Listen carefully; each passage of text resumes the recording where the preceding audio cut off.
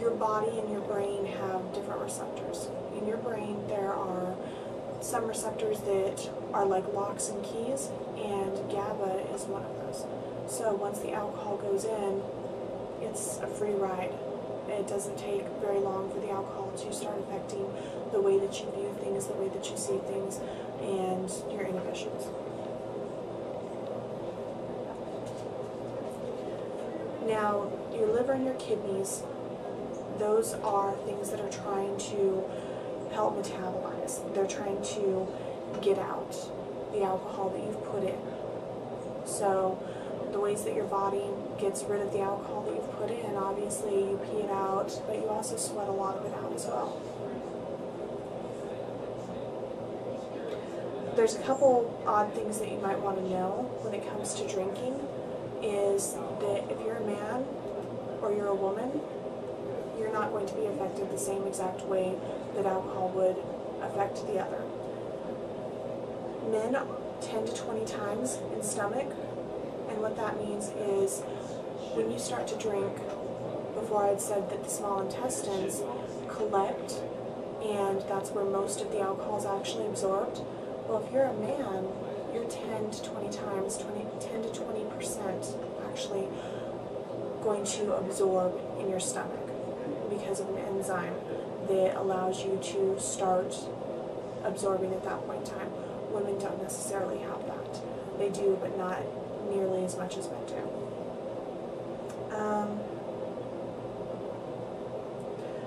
Women increase the amount of BAC, and that's blood alcohol content, even if the same amount to a man. So if you are a female and you're sitting next to your male friend and you're both drinking, you're going to have a higher amount, or you're going to end up with a higher BAC than that of a guy.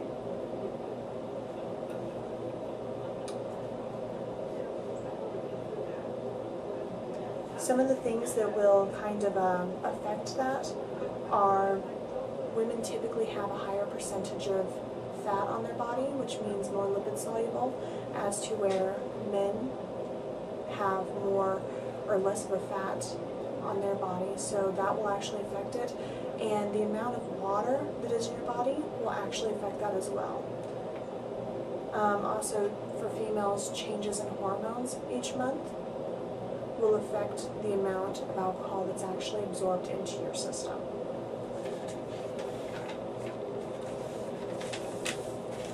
There's a lot of things that you should know, and these are probably the most important things, are the factors that actually speed up absorption. When you're out and you're drinking, you need to be aware of certain things that can cause you to get drunk faster and possibly cause you to get an additional DUI.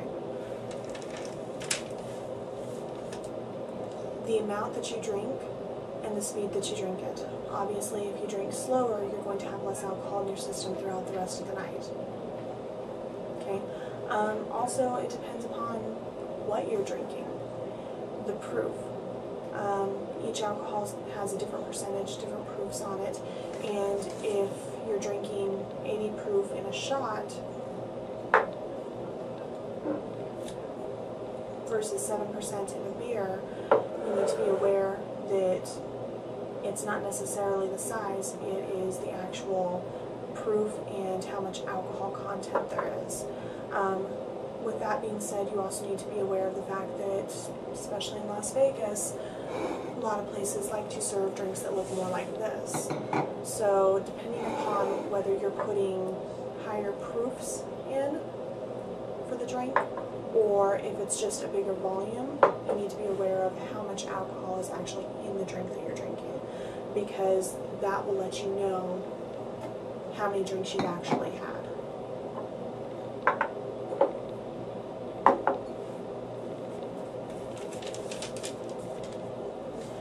If you have an empty stomach when you're drinking, you're going to absorb more through your stomach. If you have food in your stomach, it will help to absorb some of the alcohol and help it pass through your system without going into your bloodstream. If you are going out and you know that you're going to be drinking, it's usually wise to first drink a lot of water. Like I said before, the more water in your system, the better off you're going to be. Make sure that you're eating fatty foods.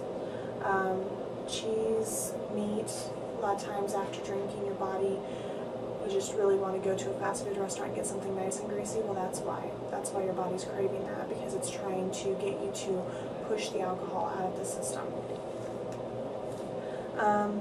Be aware that when you are drinking, carbonated drinks will actually cause absorption to increase. So if you're trying to avoid that, make sure that you're avoiding the carbonated drinks, because the more oxygen and the more bubbly it is, the faster it's going to absorb in your system.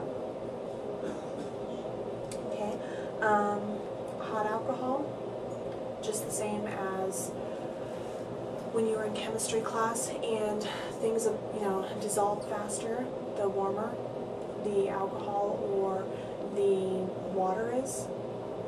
Same in your body. If you're putting warm alcohol into your system, it's going to absorb faster. So make sure that you're drinking on ice, if at all possible. That'll do two things for you. It'll make sure that there's less alcohol in the glass for you to actually drink, and it'll also make sure that it's nice and cold so that your body's not going to absorb as much as what's in the glass. You can pretty much figure that if you're out drinking, 2 drinks is estimated at every 3 hours. So 1 ounce goes out of your body every 3 hours. So if you're drinking and you have 2 drinks, you need to, in order for it to metabolize out of your system, you need to stay in that bar, you need to stay at that location for at least 3 hours. And remember what I said, that depends on which drink it is that you're drinking. But for the most part, if you take a shot, that's, for every 2 shots, you gotta stay there for 3 hours. For every, 1 shot, you need to stay there for an hour and a half.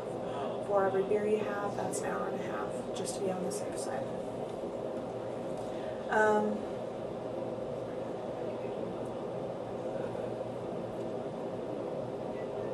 There's a lot of different things. Most people just think about bad things that happen during drinking as being DUIs, but there's a lot of other bad things that can happen when you're drinking, because you're not thinking the way that you typically would, and because your inhibitions are down. You could end up having sex with a partner that you wouldn't necessarily do when you're sober. You could end up spending too much money if you're gambling. There's a tolerance that will build up if you continuously drink. Your behavior changes. Your body loses heat that it could be using. You become dehydrated. It affects the fluid balance. It affects your hormones. You can become hungover. You can end up with chronic diseases.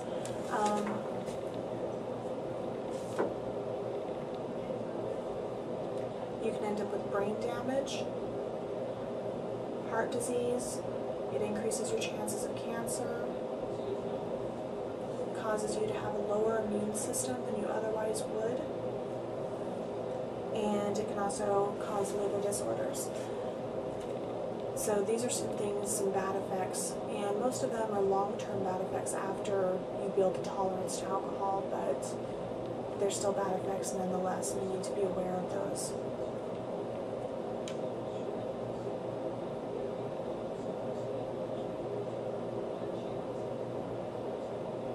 And also, if you are pregnant, it can affect